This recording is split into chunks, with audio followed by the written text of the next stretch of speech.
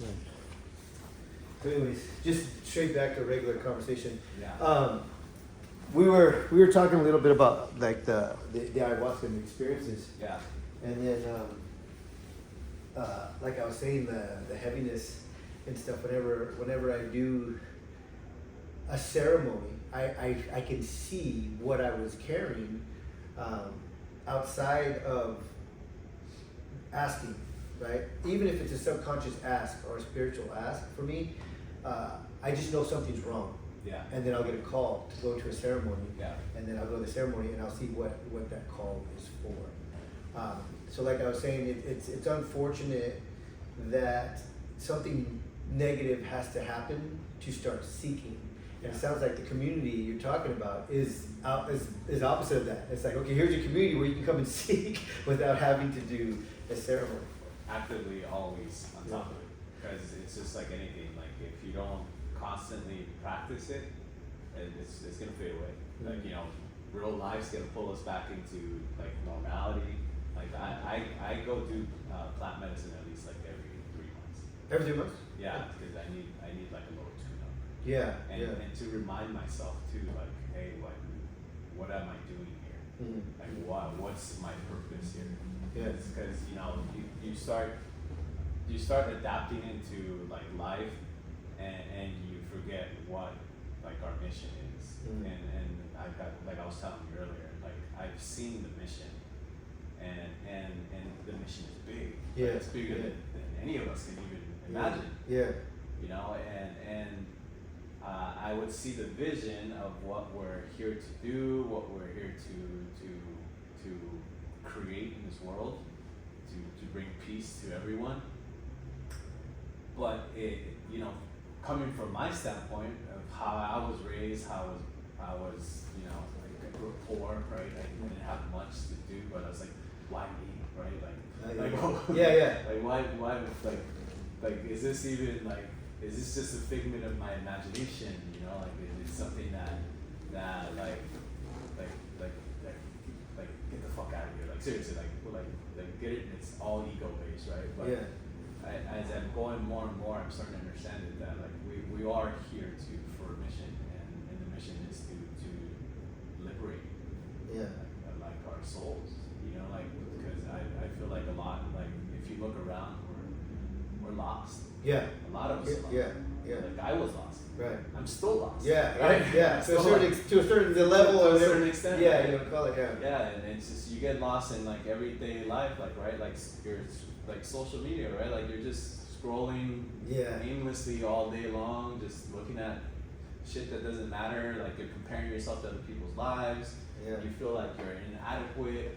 Like you feel like you're not in the right relationship. You feel like you're not making enough money.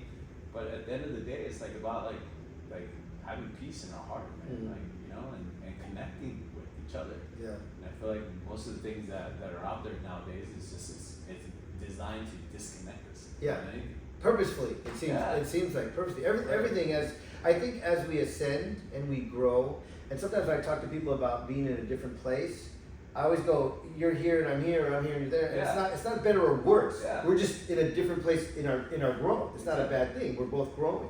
Yeah. But as we grow, I think we start to see the third dimension life, right? That we've both been in, and it's easy to fall into it, right? I've heard some people say that, well, once you get to a higher dimension or you start to grow, it's hard to fall back. You can't go back. But I go, I fall back sometimes.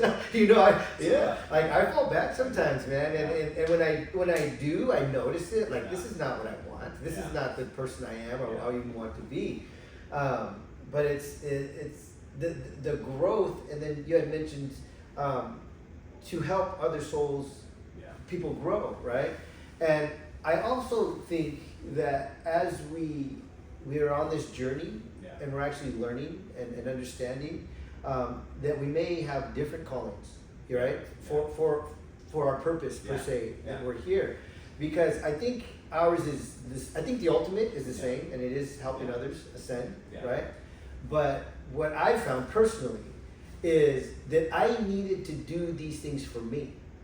For me, right? I have to continue to remember and grow and have these breakthroughs and learn these lessons, the hard lessons. And it's like, I don't want to say hate, but it's just like, sometimes it's so frustrating. Like, why do I have to have a problem to figure it out? You know, because like I mentioned, I would love to be in the relationship that I was in, right?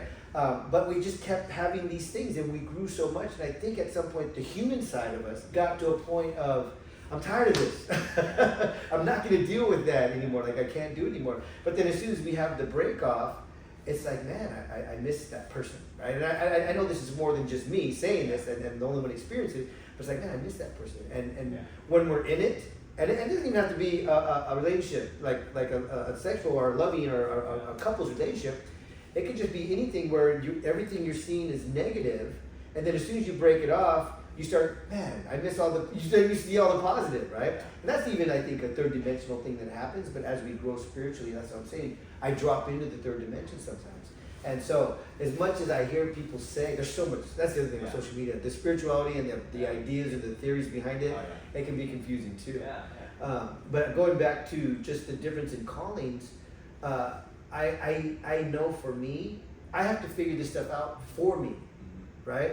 And then when I figure it out for me, it's the only way I can share it.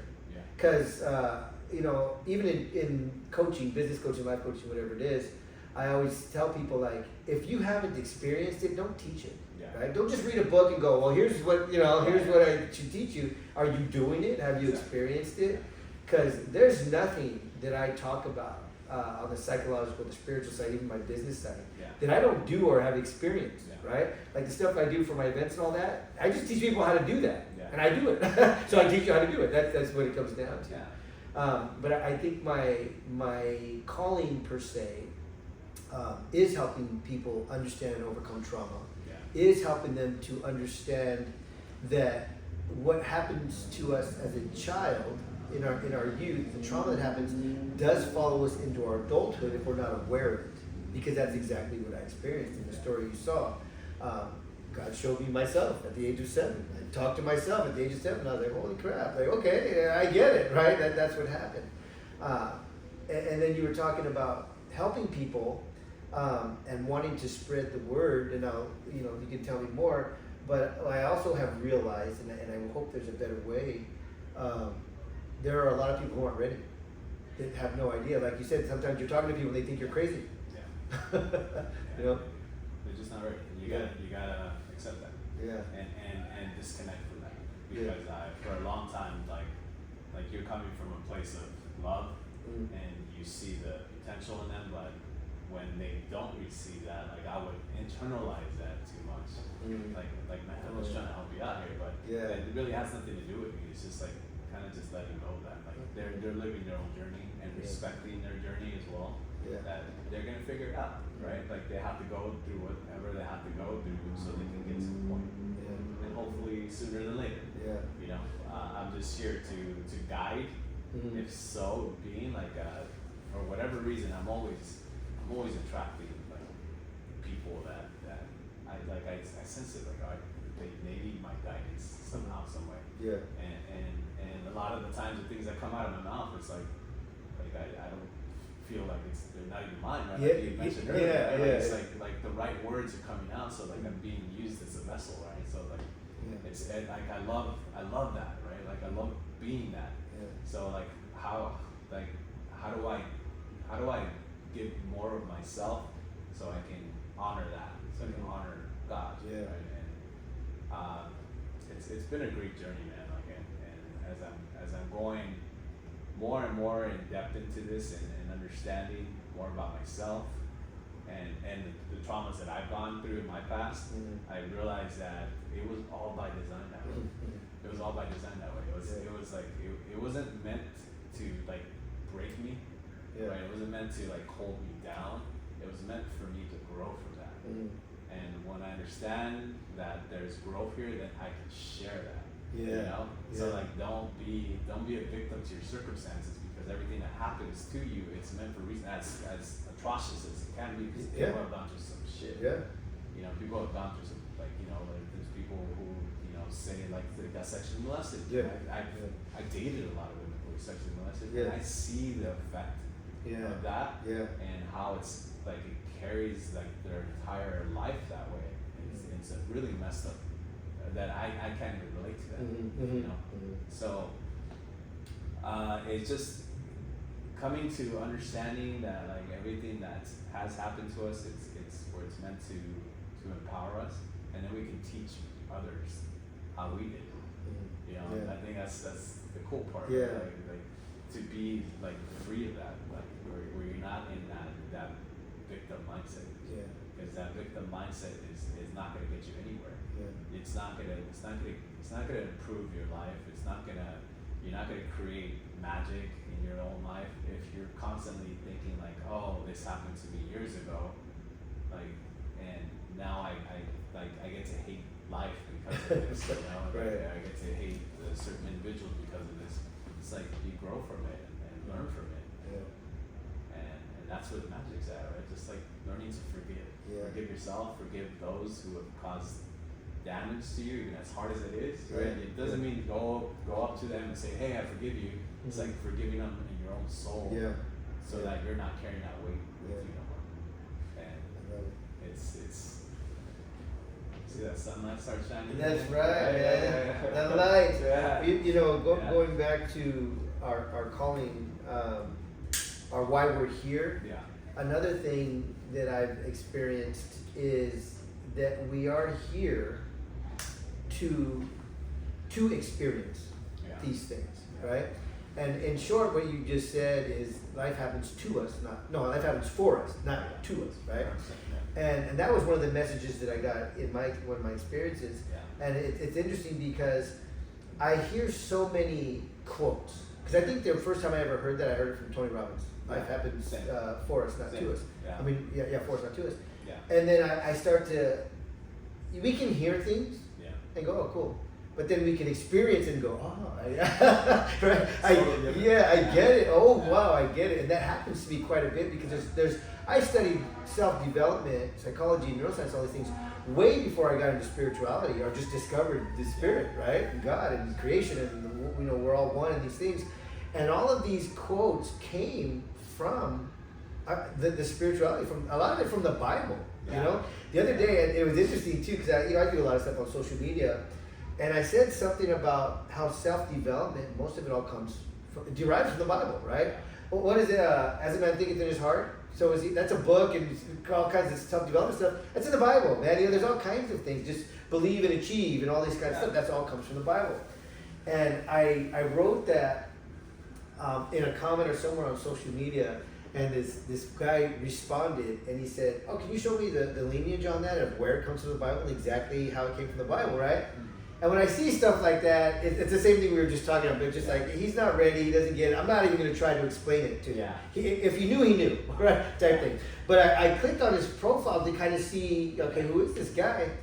And he claims to be like a Buddha spiritual, you know, guy, like from India or something. And I was like, okay, I don't know why he's asking that question, but I'm not going to get into it with him. At some point, he'll see it. I mean, I think it's obvious, right? I think it's obvious, but if somebody doesn't see it that way, then that's okay. And who knows? Maybe in 10 years from now, I'll get to a place and go, oh wow, it didn't come from the Bible. It came from something else. You know what I mean?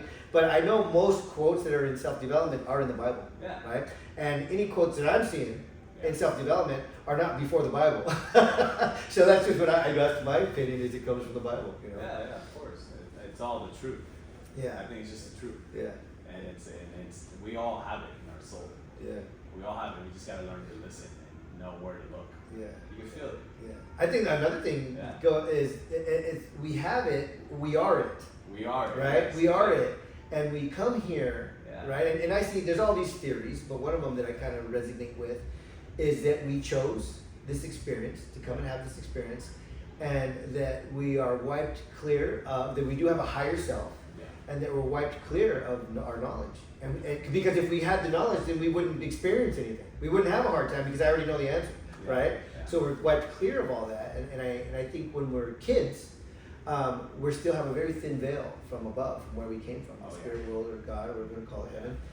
There's a very thin veil.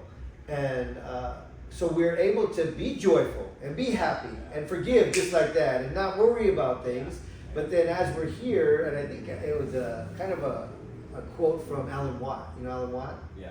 And I'll screw it up. So just in short, he says, life is bliss and everything is wonderful as children, up until we start to worry about ourselves. Until we start to think about, what are people thinking about me? What is he laughing at me? What? As soon as we start thinking about ourselves, life changes, right? Before that, we're kids and we don't care. I'm gonna be Superman. I'm gonna be a fireman. I'm gonna be a nurse. I'm gonna whatever. Like, we don't care what people think. Oh, you being a fireman stupid. No, it's not. I think it's great. You know what I mean? And then we start to carry all this psychological, the human. It's like, to me, psychology is human. It's the brain, right? So we start to carry the human stuff, and it breaks us down, and it takes us off path into this wild and crazy life. And then we go, wait a second. We start to remember, I think, like, wait, there's more. There has to be more. That's my story, is there has to be more. I remember just feeling and thinking, there has to be more than this, man. There has to be more than what I'm living. I'm going to be in prison for the rest of my life. Like, this can't be it, right? And I would have visions, man, even before, like, ayahuasca and psilocybin. I would have visions, and I didn't know what they were. I had a feeling they were God, but I wasn't really connected. And I would see things, many things, over and over again. I'll tell you one just in short. But when I was in prison, right? I was in prison. I'm on the yard, San Quentin prison. I'm on the yard. And I was in the lifestyle, gang member, and the whole thing. And I'm sitting there at a table playing dominoes, table of 4. And then all the guys been hanging out. There's probably 40, 50 guys just all right here within the same area, right? And all, each group is segregated. And one of our guys comes over. He's walking over like really fast. And he just goes, we got to get down. And that basically means we all gotta go fight, right? We don't know why, we don't question why, it's just the lifestyle, it's the culture, whatever, subculture, whatever you call it. Something happened, and we gotta get down. So we all stand up, 4 of us, everybody starts standing up, but the 4 of us are on the table, and I remember actually, that was when I first got there. I wasn't there for very long when that happened. And I looked at the guy next to me, and he had just happened to be rode on the bus with me there. But he had been there before. And I looked over at him, and he looked at me, and he just went like this. He goes, "We gotta do what we gotta do, man. Like, you have to. Like, you can. There's no deciding should I go or not." And he's taking off his jacket. He goes, "We gotta do what we gotta do." And I was just like, "All right, right." And I had been incarcerated for a while before that. It was just I happened to be in prison at that time. And so I go, "All right, right." And I stood up like this, just like that. And between here and here, I had a vision. And when I did this, probably as far as that third boat over there, maybe the second blue one with the blue turquoise, whatever that is. The guy was about that far from me, maybe a little bit closer. And I looked over, and I'm in my early 20s at this time. And I see this old man, and he's probably a little older than I am now. I was in my 20s, right? But he looked old and beat up. Gray hair, kind of balding, really skinny, 60-something, late 60s probably. And he's standing up, little skinny bony guy, and he's going like this. Let's go get him, right? And I see him. And in that flash of a second, God says, that guy should not be here. And he shows me this guy. I have a vision. He shows me this old man sitting in a lazy boy chair in the living room, like this, and there's all these grandkids around him, right? And I see it, and he said, that guy shouldn't be here. This is where he should be. And then in the same fraction of a second, he showed me sitting in that chair, and with all these grandkids around me. And he goes, that's where you're going to be. Wow. This fast. Wow. And then we went and did what we had to do. Wow. And I saw it, and man, it hits me because it was so powerful. And I didn't really understand it. But all these, I had so many visions like that, right? And all of these little things I think did build up within me, where I said, there's more. There's more to life than what I'm living. So when I got out, I went on a journey, but it still took a while to figure it out, because I didn't know how to figure it out. I just knew there has to be more. So I didn't have a coach, I didn't have a community, I didn't have a group. I was just trying to figure it out by myself, and it took me a lot of years to figure it out. But actually, when I don't know if I mentioned to you or I mentioned in that talk, my first psychology class is what shifted me. Because the professor, she was Native American, teaching Native American, she practiced her Native American spirituality and combined it with psychology. So I got like these two just explosions. My brain just went, talking about neural connections and all these things. I mean, there were things she taught and showed that I think a lot of the kids in that class, it was almost like she was there for me, right? Like this whole class was for me. Because a lot of these kids were, I mean, by this time, I'm out of prison, I'm 25 years old, I'm barely going to school, right? And these other guys are 18 years old, they could care less, they're just trying to pass their class and party and all this kind of thing. So I think, I would go to her office and be like, tell me about the dreams. Like you could travel in your dreams, and like I'm asking her all this spiritual stuff, right? And she's just like happy to answer it. But it really put me on a whole new path, and it leading all the way to today. And it was so many years later that I discovered ayahuasca, psilocybin, and these experiences that we have. So there's so much. There's so much, and I can see how long have you been part of that group? Doing ayahuasca or doing The one that you were talking about up north. I just recently started that about like 6 months ago. 6 months ago. And but you discovered ayahuasca before that? Yeah. Okay, so how did that? Tell me about that. So ayahuasca was the reason I got into ayahuasca was because I came to realize that something was not right with it. Something was wrong. Yeah. You know, like I started to just kind of self-reflect. I used to always point the finger outward, right? Yeah. Like I used to get in a lot of toxic relationships. I think I told you this. Yeah. And the relationships were not like they weren't healthy. You Yeah. know, and it seemed to be that like I was attracted to those type of relationships, and I would find like a really good woman, and she couldn't keep my interest. Like I was a psychopath. like what's wrong with me? Why do I like these? Why do I like to suffer? Right? So like it was kind of like I was seeking like toxicity in my life, and I would always blame them. Like I always meet the crazy girls, right? Because they were always the crazy ones. Yeah. It's just when I started pointing inward and started like really focusing inward, and I went to go do ayahuasca for my first time, and that's when I realized that like holy fuck, like all this is inside me. Like it wasn't pretty. Like there was a lot of noise, a lot of fakeness, like a facade. Like it was just like it almost seemed like my subconscious mind, my spirit was ridiculing me for the way I've been living my whole life. Wow. So it was a tough experience, but it really caught my attention, like to be able to go inward and start seeing what I could find in it. Like it wasn't, I would say, till like maybe the third time when I really had like a really big breakthrough, where I started to see all the emotional trauma that I had from my father not being in my life. And up to this point, I didn't even notice it. I didn't even know it was there. Right. I was just operating my life normally. You thought. When I thought, right? What I thought. So I like, you know, yeah, I'm living my life. I'm having a good time, right? Like, there's nothing wrong with me, right? But yeah, I was wrong, right? Like that was in me, and I never healed from it, and that was dictating the way I was operating every day in my life. Yeah. I was seeking love in all the wrong places, and seeking love outside myself more than anything. I didn't have love for myself, so that's why I behaved the way I behaved.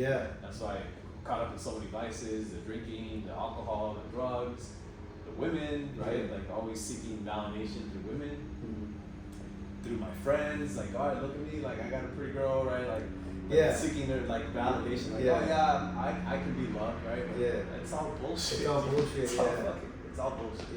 It's all bullshit. So and like for what, right? Like a lot of those people, they're not even my friends anymore. Right. They're not my friends.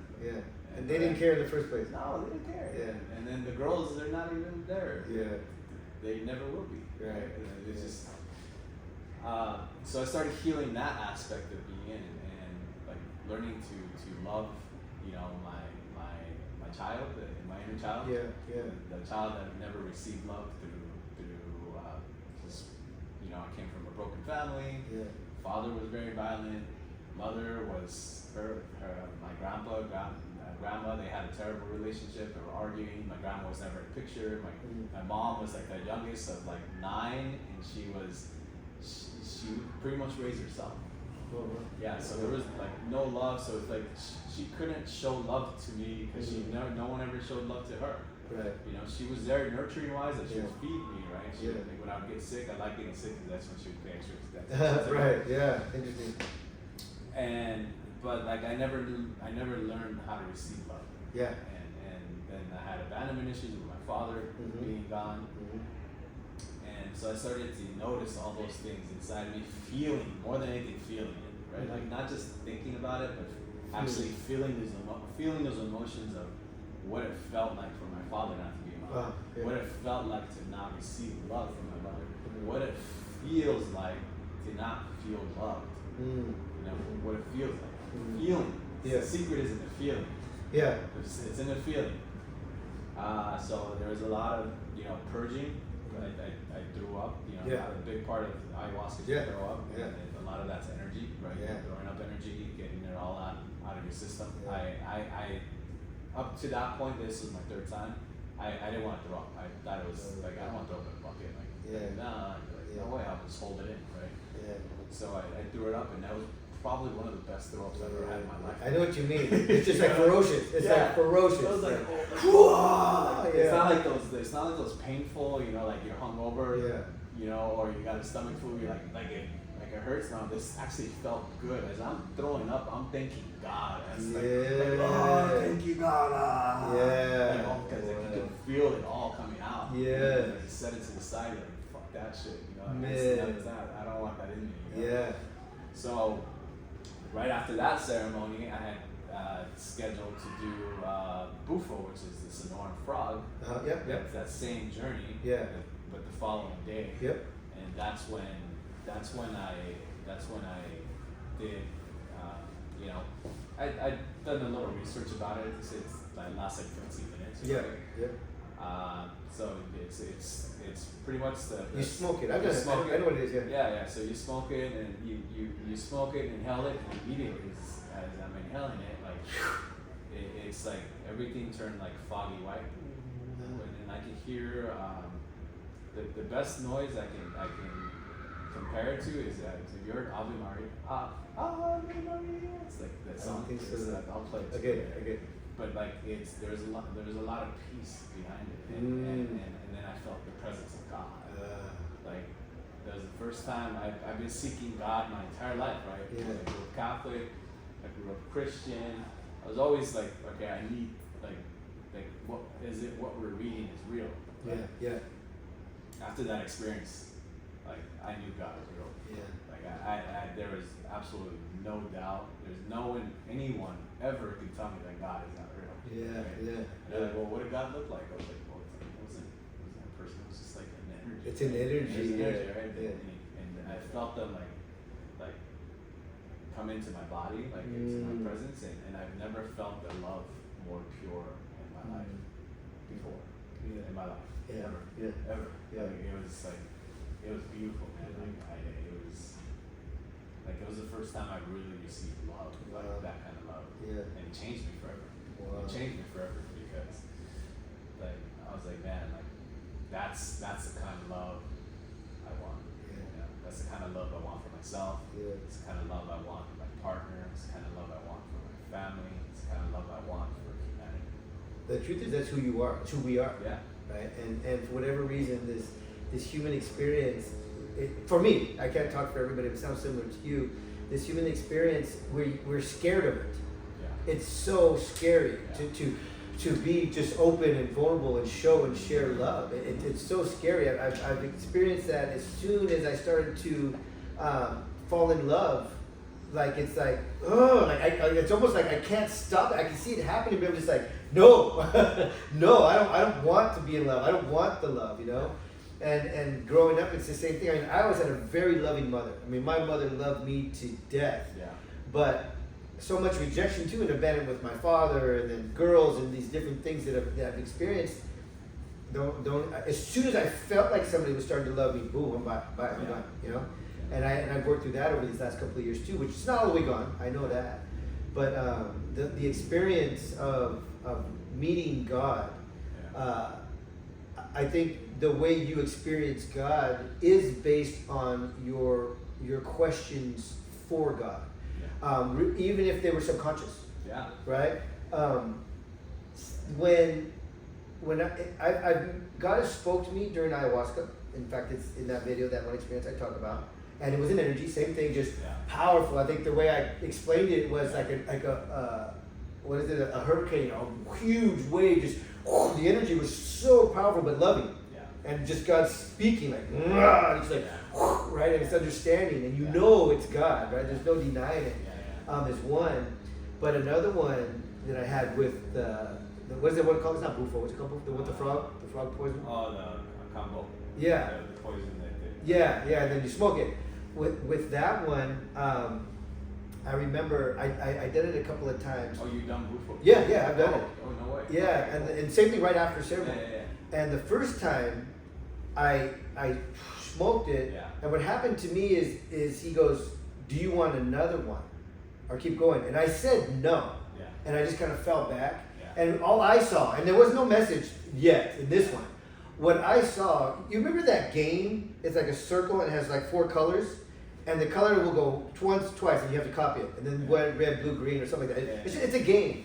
But when I went back, I just heard like these enormous drums, just these drums, is just so powerful. And I saw the colors, and that's just how I explained it, like that game. I saw these 4 colors, and they were just like bouncing around, and I was like, okay, like, you know, it's a quick experience. And I kind of came out of it, and I was like, all right, I don't know what that was, but it was an experience, right? And then the shaman, he asked me, he said, so what did you experience? And I said, nothing. And he's like, what do you mean? And I go, I heard some drums and I saw these colors. And he's like, well, that means something.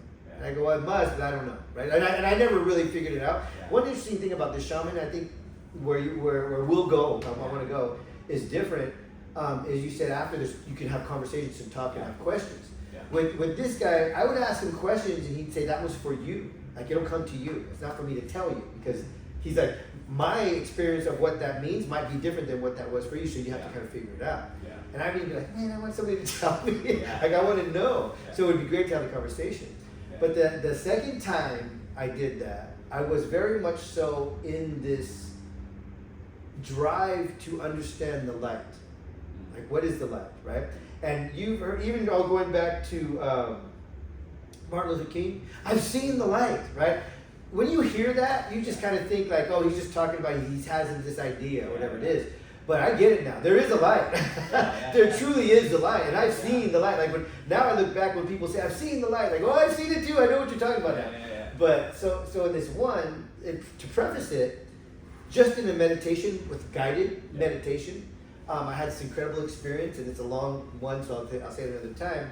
But in short, I saw the light, and I walked up to it, and it was in the side of this huge mountain. And I walked up to it, and I'm standing in front of this light coming out of this mountain, and it is just so powerful. I'm crying. It's just so powerful. I'm just like, and I think this is way before I could even understand that I was scared of love, right? Because it was just pure love. It was just like this energy coming out of this mountain. And the guide was saying, go into the light. And I'm just standing there like trying, but this energy is so powerful, and I'm just saying, I can't.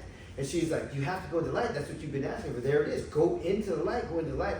And I kept like trying to move forward, but it was such a powerful thing. I felt like it was blocking me from allowing me to come in like a force, right? And I think I just wasn't ready at the time. And I was crying, and I was like, I want to, but I can't. I've been asking about this light, and here it is, and I can't do it. And then all of a sudden, for whatever reason, she's like, you have to come back now, Raul. Like, because I was traveling. I was somewhere else, right? She's like, you have to come back now. And I was like, no. She's like, no. And I could hear it in her voice, and I don't know what it was as a guide. She's like, no, you have to. Like, it's important. Like, you have to come back right now. So I don't know what she saw or what was going on there, but she was like, you have to come back. In that same journey.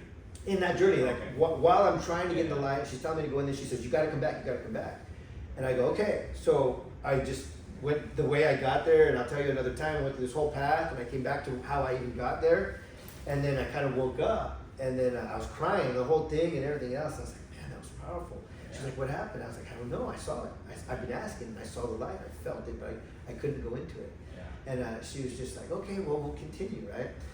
So that was without anything, just a meditation, deep meditation, guided meditation. So when I did I keep forgetting the name, Bufo is what I call it for some reason. As the second time I did it, I took I smoked it, and then he's like, hit it again, and man, I just freaking went out, dude. And I was flying 1,000,000 miles a mile through the universe. Just, and I remember even going, like I was just screaming, flying. And I mean, I was gone into the universe, and I was looking around, and the earth just kind of disappeared into this little dot. I'm just flying, and my hands are like this, and I'm screaming. I'm like almost enjoy, like it was just like a ride, like and the stars are just flying by me. And I get so far into space, and there's the light again.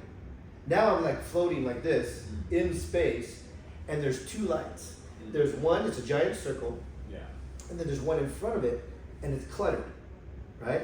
And I'm floating in front of it, and God's speaking to me, and I'm looking at the light, and I'm going, what is this? And God said, first of all, you know nothing, right? You know nothing. And I remember I said it out loud, and I said, I know nothing. And I meant it, like fully, without ego, understanding God and the universe. I was like, I know nothing. Right? And I hear some people chuckling around me, even though I'm gone, right? But I hear some people chuckling around me, and I'll tell you why they were around me in a second. But I was like, I know nothing, right? And it was a revelation, like I know nothing. And then God showed me this cluttered light, and it was everything that I think I know. Everything. From psychology to spirituality to a math problem to relationships. All of these things that I think I know, because I learned so much studying psychology. I really did learn why this happens, why that happens, all this kind of stuff. But it's all human. It's all brain. It's all the human experience, right? And that's nothing compared to universe and God. It literally. And I see all of this clutter, and I see psychology. I'm seeing all of these things on this light, and God said,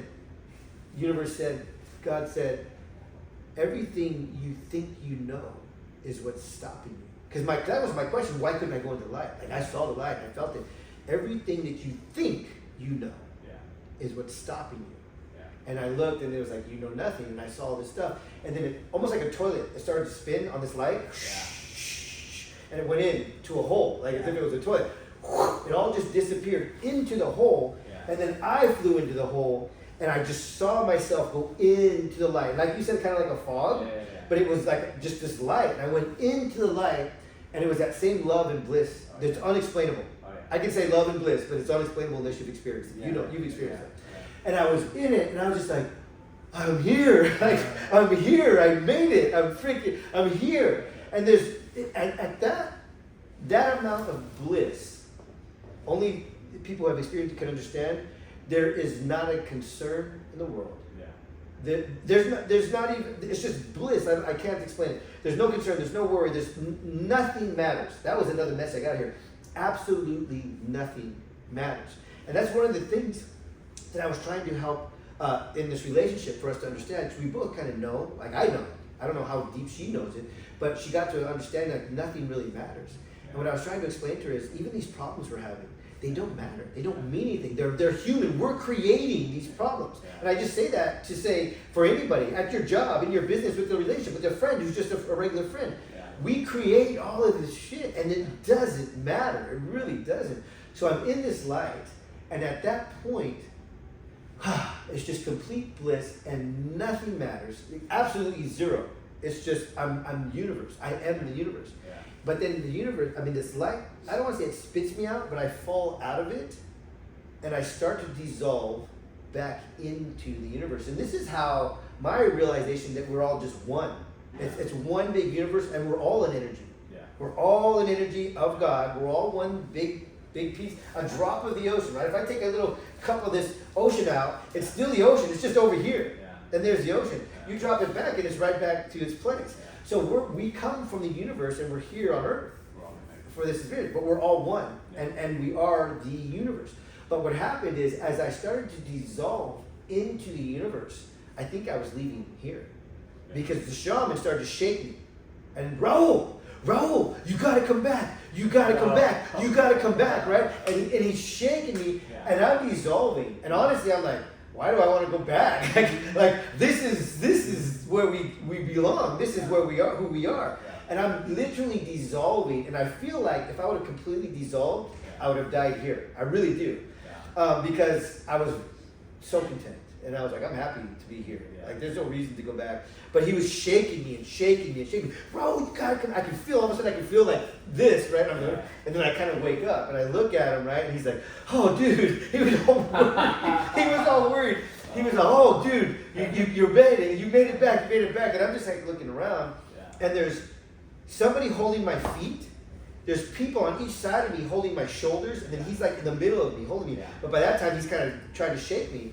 and I look around, and where I started Yeah. the smoke, I was like way over there No way. by that wall. Wow. So what happened is, and I saw it similar happen to somebody else. What happened is, when I was flying, I was flopping around on the ground, just like I was flopping around all over the place, right?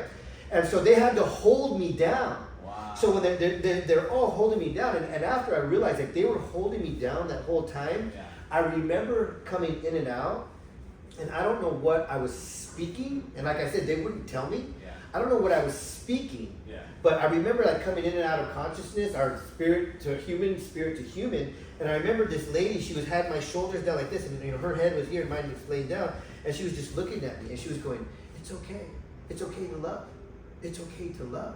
So whatever I must have had to do with heartache and pain, and I don't want to be loved, or I don't want to love, or whatever it was. And what I realized in that, and even in the story that I share, is love equaled pain for me.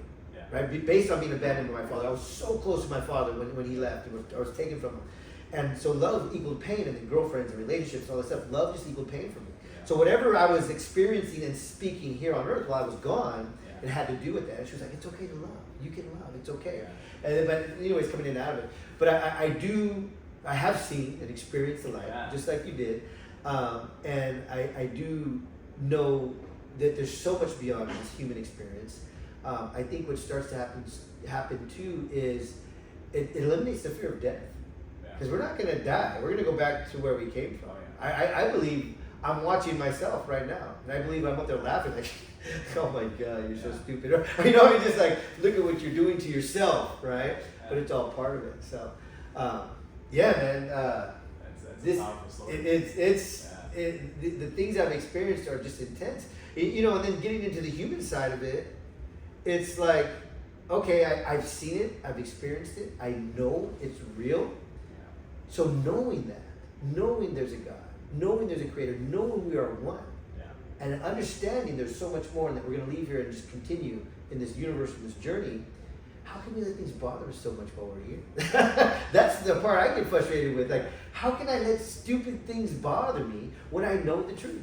Yeah. It's weird. It's a weird Yeah. thing. What do you think? I think that's awesome. I mean, that's an amazing story. And scary. It's just Yeah. like, Yeah. that's Yeah. scary. Yeah. That would scare people away just with that story alone. Yeah. I would go as far as like, you knowing what you know is what are you gonna do now about it? Yeah. Yeah. You know, like what are you gonna do to make a difference? Mhm. You know, not just in your life but in other people's lives. Yeah. Why not? You know, if Yeah. we're all one, why not all take care of each other? Mhm. We can all win, Yeah. right? Yeah. We can all help get us to that point. That. And maybe not that we're like where we reach heaven, but we're all operating at a coming from a place of love, Mhm. understanding, Yeah. where we all start to show love for each other Yeah. around the world, not just certain people, you know? The energy of the masses, right? Yeah. And that's you know, this is a whole other topic, but that's the news media. The energy they want you to do is be in fear, Of course. and the masses watch it. yeah. So we need to shift the energy of the masses into understanding we're all one in positivity in God and training. Yeah. That's the ultimate goal. And that's what I fight for. Yeah. That's what I fight for. That's what I have dedicated my life to. I don't know exactly how that looks, Good. right? Good. Yeah. I don't know because there's different angles I can go about, but I know what I want. Yeah. And I know what I, you know, the platform, whether it's a platform, or if it's the program in LA that I'm telling you about, Mhm. if that's part of it as well, Mhm. if it's with my shamans in Mexico, Mhm. if it's connecting just, you know, one-on-one basis, doing a podcast, Yeah. whatever it is, but Yeah. it's like I want to Yeah. change. I think it's all of that. I really do think it's all of that. And as I even say this, I have the answer, but sometimes we just need to speak to people and then Yeah. we can hear ourselves, Yeah. our own full of shit, Yeah. right? Yeah. And what I've been trying to figure out, which is Yeah. the block, is what do I do, right? Because you were just like, okay, what do you do now? Yeah. And what I've been doing is helping people understand that there is a childhood trauma and that there is a God, and sharing the story that you saw, so that people can go, what? And want more of that, like, because not too many people have those experiences in meditation. What you said earlier in your first ayahuasca experience, honestly, is what a lot of people have in their first just real meditation experience. And that's why you see these people saying that meditation is the devil and it's evil and it invites spirits and all that kind of stuff. I don't believe that at all. I believe what it is and what happened for you, and this is just my opinion, because I have experienced that, is what happens is we're in such a state of meditation and calmness, and our subconscious comes forward, right? Where we get into our subconscious, and all of the negative we're carrying comes to the light, right? So like you said, some people, they can't handle it. They go, it's all negative, oh my God, it's the devil. But the truth is, that's what we're carrying, and that's what comes to light, and that's our chance to delete it.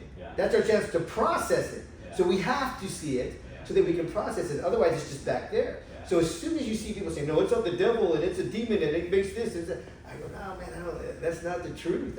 It's to process, It's to process. It's just sometimes they get taught in a certain way, and they want to believe a certain way, and what can we do, man? We just try to direct them to the truth, or my truth at least. Everyone has their own individual truth, and if they choose to believe that, then that's where I tell people that I don't believe in religion.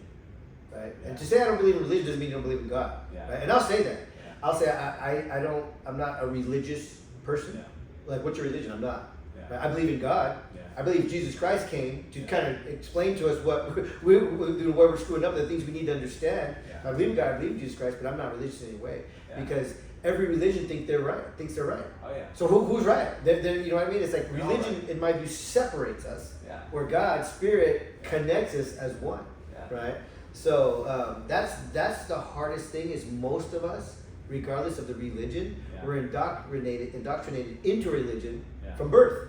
So when I first started thinking or learning things against the Bible, that people would say are against the Bible, I'm like, do I believe that or not? Like, what am I supposed to do? But it's such a core belief because it's ingrained in us, it's hard to get past it, right? So those people instantly go, oh no, that's the devil. They're indoctrinated. And they haven't opened up yet. They need to open up. And that's true. It keeps us separated. I'm open. I respect all religions. I don't think that like one's better than the other. I think we're all heading in the same direction. But when you start to put fear and say mine is better than yours, you're going to hell. You're going to hell. Yours is wrong. I don't think there's God in that. Right. I don't either. God is love. If they're saying let's go to war because our religion says there's no God in that. God is love. God is love. God is love. Like if your religion is making you go to war or fight, like there's no God in that. There's no God in that. There's no God. God is love. God is pure love. That's it. Pure love. And with pure love comes understanding. That we're different. When we've been brought up different, so let's respect one another.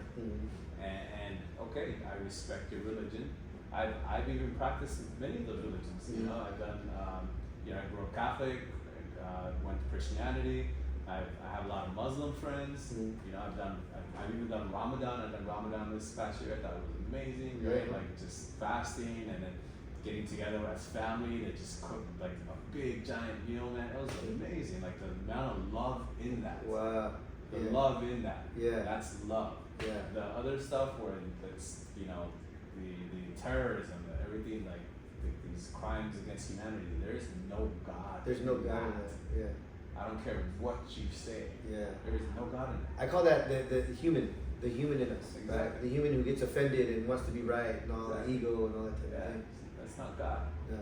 That's anti-God actually. It's anti-God. It's anti-God. And you've used this platform in a way to manipulate the truth. And I think that's the biggest sin there. Right. You're using God's word to go and do atrocities. I feel bad for you, man. Exactly. It's it's sad too, and I don't ever talk politics, but that's actually, if you think about it, what this country was built on. You got to be Catholic, right? They built all these missions, all churches all over the place, and made the Native Americans. You got to be Catholic. You got to believe what I believe, or you die. So it's sad it was built over that. I think, and the sad part is when people think about that, and it's the truth, that they go, there is no God. Right? They actually turn away because of that versus yeah. that's just was the wrong approach. Right? That was just the wrong approach. There is a God, there is a creator. Wrong management. Yeah, It's just like it's human management. They use it for evil. Like no, yeah, of course there's a God. Yeah. They're just poorly managed Yeah. by humans. Yeah. So So getting back to like the spiritual side and just understandings and things that we have and saying, okay, what do we do now? That is a question I've been asking myself for the last couple of years. You know, learning all these new things and these experiences that I've had in the relationship that I was in, and really having a ton of breakthroughs and learning and growing and just seeing. And what I'm confused with right now, and like I said, sometimes as we speak, we know our own bullshit. yeah. What I'm confused with is my core of what I want, who I want to be, what I want to teach, what I want to offer, and all that type of thing. It really is in line with what you're talking about. I think that's the ultimate, right? When we really figure things out and we have these experiences, our only job is to teach. And explain. And hell, that's what Jesus did, right? He wasn't Jesus his whole life. He was a kid and a carpenter and everything else, and then he went and figured some stuff out and came back and he's Jesus, right? So that's the goal, is to go teach. The part that I allow to stop me, and it's interesting as we talk about this because it was part of my call this morning, is we have to just step into our power and not worry about where the money is going to come from. Yeah. Right? Because the concern is, hey, I gotta pay my rent, I gotta eat, my kids need clothes. Even there's all these concerns, right? I gotta make money. And we try and sell these products and services that don't have value. They do have value, but they're not in alignment with what we're talking about either, right? So it just feels like I believe this or I know this, but I'm selling this, right? As a business. And so at the same time, it's like, it's okay. What if I was selling cell phones? It's okay to go sell cell phones. It has nothing to do with this, right? But at the same time, I want to live and be in this, right? And I think an example for me, like me, right? Like I believe this, and yet I'm selling private jets. Yeah, right? yeah. Like something that's not good for the economy. Like, you know what I'm saying? Like, yeah. But at the core of it, like this is what really moves me. Yeah. So in your view, I don't see a connection.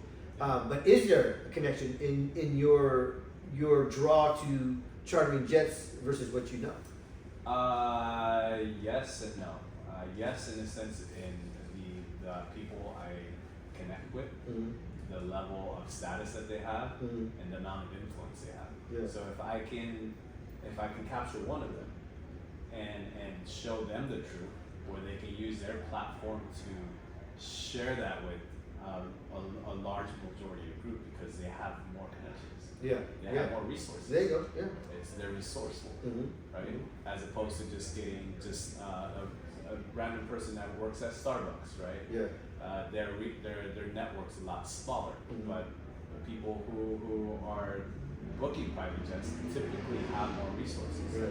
So that is the ultimate goal there. Is connecting and having more of a wider spread influence in the world. Yeah. No, I can see that. There are a ton of people that have that influence that understand what we're talking about, but aren't necessarily into teaching it, so they'll fund things. Right? I mean, a lot of these places that do retreats, all this kind of stuff. Somebody funded that retreat. Right. Somebody nonprofit here, boom, build a retreat. And I love what you're doing. Go do it. Right. So there's lots there. And when I say, as I speak these things, I have the answer. We're not supposed to worry about where the money's coming from, but we're abundantly blessed for just doing the work that we're supposed to do. Right. And think people come out of nowhere. I remember one of my coaches a long time ago, as I was starting this business and building different contracts and these things, he said, I was telling him I love what I do as far as helping people overcome trauma and these types of things. I said, but I attract a lot of people that are in their trauma, and because they're so traumatized, they won't spend the money. I'm going to get ripped off, or they're stuck in their trauma. I said, so I attract a lot of that, right? And so they don't understand that what I do. There's a fee behind them. And he said, but you'll see he said a couple of things. One of them he says, well, you need to understand that all people need that, and there are people with money who will pay you for that, right? They'll pay you. I always tell people they'll pay you for your past to improve their futures because they're going through something that you can help them with. Yeah. So you can attract the right people. But he also said, you also be blessed. He says, you won't realize it. He says, but people will pay you for something and they'll disappear. Yeah. And man, it's true. You know what I mean? I find myself right in the darkness or some spot. It's like, man, I haven't sold anything in a while, and somebody will come and buy a $15,000 package from me. Yeah. And then they'll disappear, literally. Yeah. I'll reach out to them like, hey, are you ready to get started? I need this from you, I need that. Gone. I reach out to them for 3 or 4 months and then like, okay, I'm not going to keep chasing them. I'll send the final email will be like, I'm here when you're ready, right? And they're gone. I've had that happen to me over $100,000 worth of products and services. Way. Just Wow. pay, gone. Wow. And I thought about what the guy told me and I was like, it's true, it's the blessing, right? It's God saying, hey, go give this guy this money right now because he needs it, he's helping people, and then walk away. Yeah. So, again, that takes me back to being in the light, seeing the light, literally hearing from God, knowing God, and then falling into not trusting. Yeah. That's the human, that's frustrating. Oh, yeah. That's frustrating. I think we all have that now. Even I get that. Yeah. Like where you start to lack the trust, and you start lacking in yourself, your capabilities, and that's a constant reminder that I always tell myself, I'm always protected. I'm always being guided. Like you know, I know where my heart's at, and I know I'll always be taken care of. Yeah. So but that doubt that's one thing that I've been working with too as well. Yeah. And that's what I go take because there's a lot of self-doubt. Yeah. Because like as I'm doing this work and like I'm being shown these visions of what I'm here to do, how I'm here to serve, and I was like, well, I doubt, like, do I really, like, am I really supposed to do this, right? Like, so that I've had to work a lot on that with myself, self-doubt, and it's something that it's always a constant work. If I'm gonna be completely honest with you. Yeah, it is. No, I agree. I agree. I'm not even a fraction of the person I used to be. Yeah. But I'm also not a fraction of who I will be. Does that make sense? Like I know there's a ton more to learn and get to a point of just and I've met people who I feel like are this way, but it doesn't mean behind the scenes they don't have their own challenge. I think as a human, we'll always have the human aspect of it. Yeah. But I've met people who are at a place of it's very difficult for them to be offended. Because we do choose to be offended, right? Yeah. Something makes us mad, we're choosing to be angry, we're choosing to be offended, whether we realize it or not. Yeah. And I remember just in my own BS, right? I said something and I said something to a woman one time. It wasn't anything sexual or anything like that, but it just had to do with whatever we were watching, and it was a negative comment, basically. Yeah. And she could have been offended by it, right? But she looked over and she went, "Oh." Like she saw, like I was just full of shit, right? Like I was trying to create something, right? She went, "Oh," it's like, "Are you okay?" And I was just like, as soon as she said that, I knew, like I heard myself, right? And I was like, "Dang, man, that's weird." So she was in a really good place in her life, where instead of allowing herself to be mad by it, she was just like, "Oh, poor guy, he's going through something." Isn't it awesome? Yeah, it is. It's awesome. Because you know, if it's someone who's not like stable, they would have lashed out on you. And subconsciously, that's what I was seeking. Yeah. And then it would have turned into an argument or something, right? Talking about creating the chaos, right? Creating chaos, the dark times. So those things I'm able to learn from, and I've been able to not always, but be able to reciprocate that with somebody. Like, "Are you okay?" You know what I mean? And it's weird. They don't know what to do when you do that because they want to fight, right? "Are you okay?" And they go, "What? Like, what do you mean? Am I okay?" You know what I mean? But then other times I allow shit to get to me, and I'm just like, "Screw you." So it goes both ways. Right. Yeah, I think that's the idea, right? Like, so we get to a point in our life where I think it's mastery of our own emotions. Yeah. Just learn how to not react. Why not give your power away?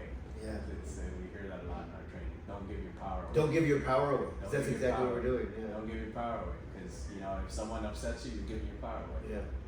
Like if someone rejects you and you take offense to that, you're giving your power away. You're giving it ruins your entire day. Right? For what? Like it's the only person you're really hurting is yourself.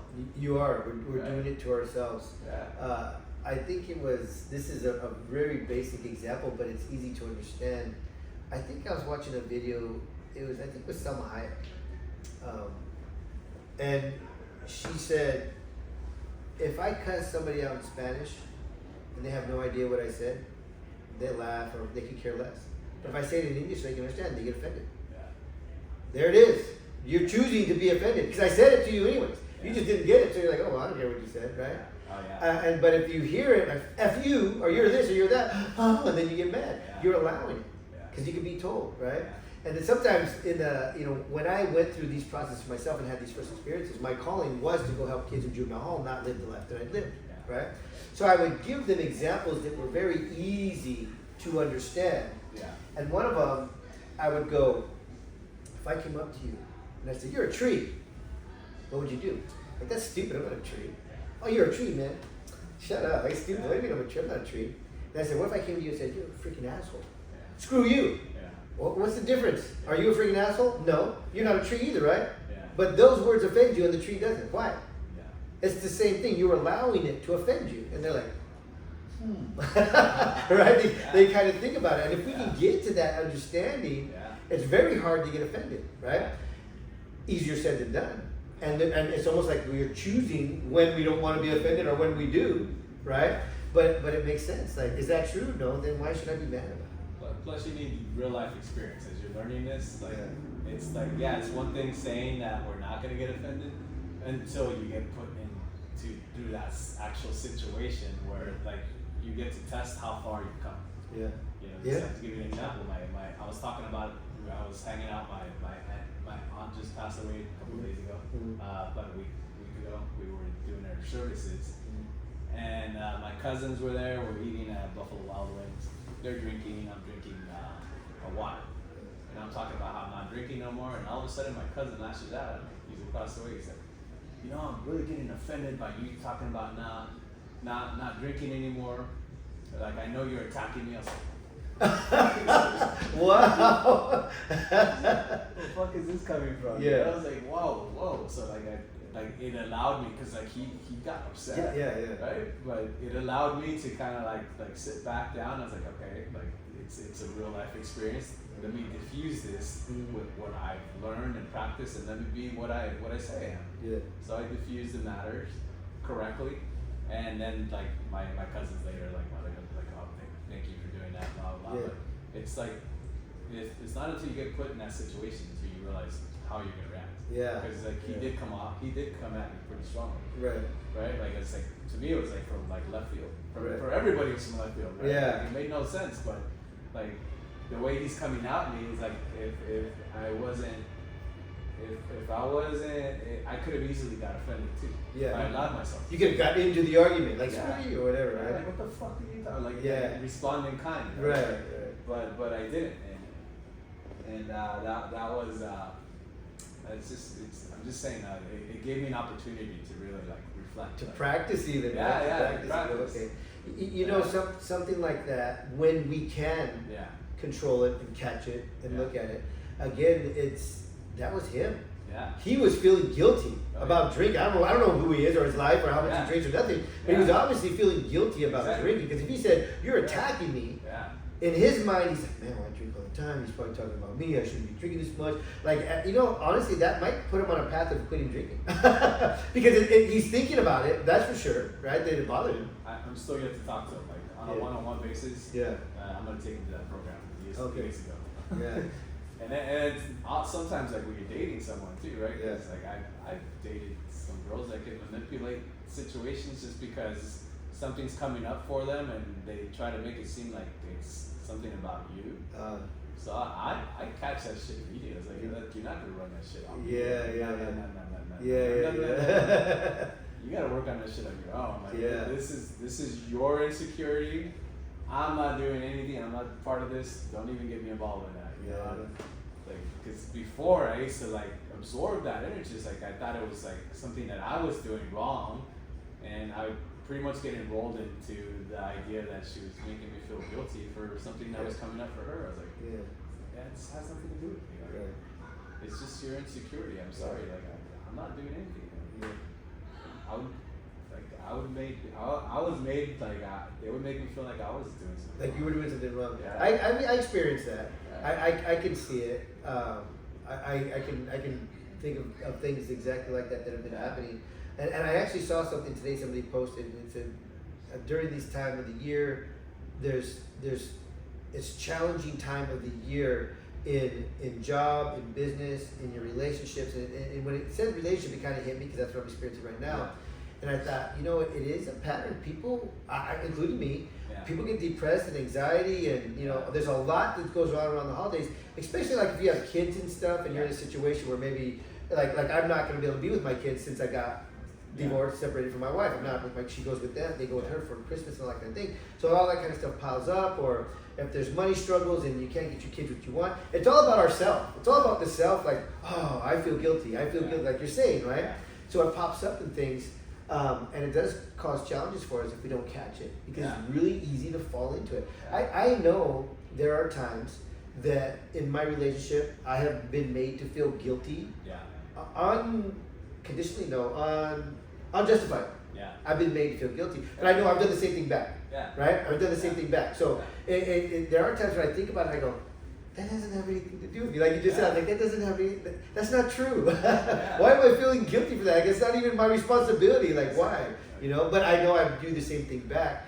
But recognizing it, having the ability to recognize when it's happening to you, to go, where do I do that myself? Because I know it. Like I don't know if I said this to you earlier, but I was on a call with other people, and I said what we see in others exists in us. Right? So if something is bothering me and I see it coming at me, and I go, that's not valid, that's not true, that's bothering me.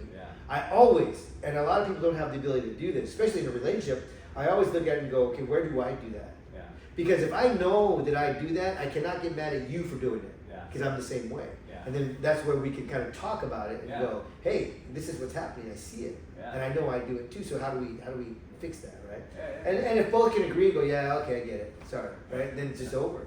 But if the other one gets triggered, screw you, that ain't me, right? Then it's a whole other thing. That's why it's important to, for me now, to date a woman with a little bit higher emotional intelligence. Obviously, I used to go for the young, pretty ones, oh man, those were they're beautiful, but man, they take some life out of you.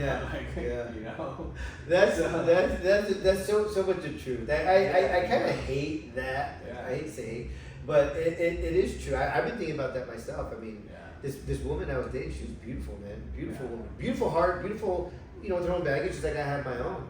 And I was married for 32 years, but we did separate 5 years before this last one, or maybe even 6 before this last one. We broke up for about 6 months, and I dated a woman, and she was beautiful. Same thing, just beautiful. Everything about her, outwardly, right? And I think the same thing, and I look at it and I go, these really beautiful women, sadly, they're very insecure. Because they have a million guys chasing them, right? And then so they think that their men have the same thing, a million women chasing them. And even if you do, it's not the same amount. Like I was telling you what was going on here the other day, all these guys are all over this girl and everything else. And it's just like, they're very insecure. They're so beautiful. They're very insecure. And they're different in that, right? They're one of a couple of things. One, they're very insecure, or they think they're so hot that like, give me the world. Like everybody owes me everything, and I don't have to do anything. And so I see that too, and I think it's their gift and their curse. Yeah, it's their gift and their curse, and I go. So I'd love to find a beautiful woman that has developed spiritually and grown, and isn't, even though she's beautiful, isn't stuck on I'm beautiful, go buy me a Ferrari type thing, right? So I'm sure they're out there, but I mean that could be anybody these days with social media and all the stuff we're talking about. You never know. It could be. I mean, you see these comedy things. I don't mean to be insulting to anybody, but you see these really heavy women, right? I saw this one really heavy, not pretty in any way, and the guy, is interviewing on the street and says, "So what's your ideal man?" Well, he has to work out, and he has to have a lot of money, and she's saying all this stuff, and everybody's just looking like, you're not even peace. Like, how do you think you're gonna get that? So I mean, maybe it doesn't just have to do with looks. It has to do with just the condition of society nowadays. Who knows? Good stuff, though, man. What else you got? I got a lot of stuff. Yeah. So yeah, that was definitely the key points. Yeah. Right? Yeah. Key points. Just continued growth. Continued growth, and making sure that we're always staying aligned Yeah. to our true calling, our true purpose, being in service always, and whatever that looks like. Yeah. You know, whatever that looks like, whatever comes up our way. I'm sure this is not this first or last time that we cross paths. Yeah. We might even work together once. Yeah. Yeah. So I think that this journey is it's a beautiful journey. Mm-hmm. You know, I've had a beautiful life. I've witnessed a lot of beautiful things. By far, this is my favorite. Where you're at right now. Where I'm at. Yeah. That's good. Yeah. That's good because I could be miserable and in prison right now. You know? Yeah. But God showed me, no, that's not where you're gonna be. Yeah. No, cool. And then being community is important. So I'd love to be introduced to the community and the people you have. It sounds like just to be sure. It sounds like you have to go through these couple of programs before they connect you with a group. Is that right? So I told you it's in three steps. Right? Yeah. You go to the basic, advanced, and then there's a legacy program. During the 4-month program, you're in service. Now everything you've learned, you start focusing out. So now whenever there's a seminar, you sign up either to go help set up, right? We're setting up the whole room. Yeah. We're cleaning up afterwards. Yeah. We're staffing the event, right? Or we're working the doors, or we're just in service the entire time and Yeah. dressed in excellence, right? Yeah. And we're there like to work together.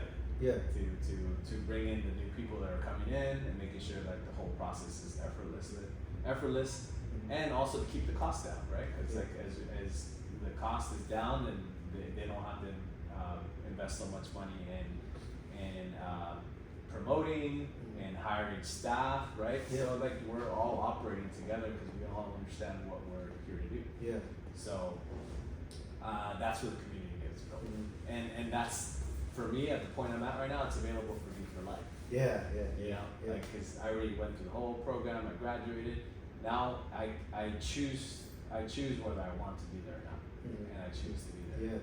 You know, and it's available for me at all times. Whether it's picking up a phone call and calling the people to get them ready Yeah. to go to the seminar, or whether if I'm go and I staff one of the events, or if I'm working the door, or I'm helping set up, or I'm helping clean up afterwards. I'm always in service. Yeah. And that's where the community comes from, and it's a big network. How many people are usually at these events? Attendees. Attendees, the last one we had was last weekend. We had 141 people. Nice. And they're all first timers for the All first first timers. Wow. So and the people are learning about it just by people like you out there speaking about it and sharing it and inviting people to it. Yeah, I'll send you a podcast. Okay. Yeah. So you know Lewis House? Yeah. So Lewis House went through the same program, Oh wow. and so he's had the one of the main instructors, which his name is Chris Lee. He's had him on his podcast multiple times. I'll look him up too. Yeah, send it to me. I'll send it to you. Yeah. So you kind of grasp what they're talking about. So he actually Lewis House was there this last time. So they're just there. You know, we're all working together. You know, and it's always available. I forgot. I lost my train of thought. That's okay. Well, we were just talking about how many people were there and what they're doing. So about 140 people. 140 people, and out of 140 people so far, we've had 86 who committed, who paid the deposit to further their For the education, next one. to go to advance. Yeah. And that's this is one of the biggest ones that the biggest turnaround that we've had Oh really? so far. Yeah. You know, so I think it was 65%. Usually it's a little bit less. That's a lot. Well, and what is the program called? It's Mastery in Transformational Training. Mastery and Transformational Training. Yeah. Chris Lee. Chris Lee. So, I think I know. Well, I don't know him, but I think I know of him. Yeah. But send me the link. Yeah, I'd love to watch it and see what it's about. It used to be called LifeSpring too. Then they got bought out back in the 90s. There's like similar programs. Like I think there's one like Landmark as well. Oh yeah, Landmark's been around a long time. I meet a lot of people from Landmark. Yeah. But that one, I think from what I hear, it's different. Yeah, I think Landmark Yeah. is pure self development, like Okay. not spirit. I'm guessing because Yeah. the people I know, Yeah. they go through Landmark and it's a training how to be almost like a motivational speaker and self development trainer. Yeah. Versus, I don't think there's a whole lot of spiritual aspect to it. I might be wrong, but I don't think there is. I would assume there is. Is it? Because I think we're always, because it's not like the way it's designed. It's not designed to make it spiritual. Mhm. It just is. Yeah, Yeah. It Like becomes. it just is like Yeah. the things that happen to you throughout this experience. Mhm. Like you can't explain it. Like Yeah. you can't put logic behind it. Yeah, And we all have a deep understanding that that's how it works. yeah, And when I go staff like that, I staffed this last event. Like you get this power group, Mhm. and they're all a direct reflection of me. yeah. So yeah. I get to it's kind of like I get to see how far I've come. Yeah. You know? Yeah. So like I am that whole concept. I am that. I am that. yeah. I get to see how far I've come, and also having new breakthroughs, right? So the next time I go, okay, how far have I come now? Yeah. Right? So it's like checks and balances like yourself. Yeah. It's very rewarding Mm. in that aspect, Yeah. right? And it's so wild like how things happen. Like you can't explain these things. Like it's spiritual, Yeah. right? Like it's you try to understand it from a logical standpoint, it's never gonna make sense. Yeah. Especially people who are very analytical, like them trying to comprehend that, it's no, and it connects to your soul, man. Like Yeah. it's awesome. No, I definitely want to be part of a community like that. There's a lot of things that as I'm looking at myself going forward for 2025, Yeah. that I'm paying attention to what's ego, right? Because ego, like just fear and ego, man, they're debilitating. They stop us from doing everything. Yeah. And judgment, and I think I already know this, and I think I already know that, and it's like I know nothing. Going back to that, right? I always have to put myself in check and go, I know nothing. what I think I know is what's stopping me. I know nothing, and what I think I know is what's stopping me, right? So like I can like earlier when you asked me if I've had those experiences, I said yeah, but that doesn't. I'm ready for it again. I'm ready, Yeah. there's always something else, right? Yeah. Every time I go do an ayahuasca, I figure completely something different about myself. Yeah. That first one was such a powerful, impactful experience because that's what I was asking. Like why do I do what I do? Why do I act the way that I act? Why do I feel the way I feel? I've been asking that my whole life. Yeah. And God showed me here. There are you. There's what happened. There's your dad. Apologize. Love each other. Now I'm going to talk to you. You know what I mean? It's like there it was. So every single time. So I guess going forward with that is when can we go do an ayahuasca experience? Whatever you want. I mean, like soon. you know. I mean, what is Christmas? It's coming up.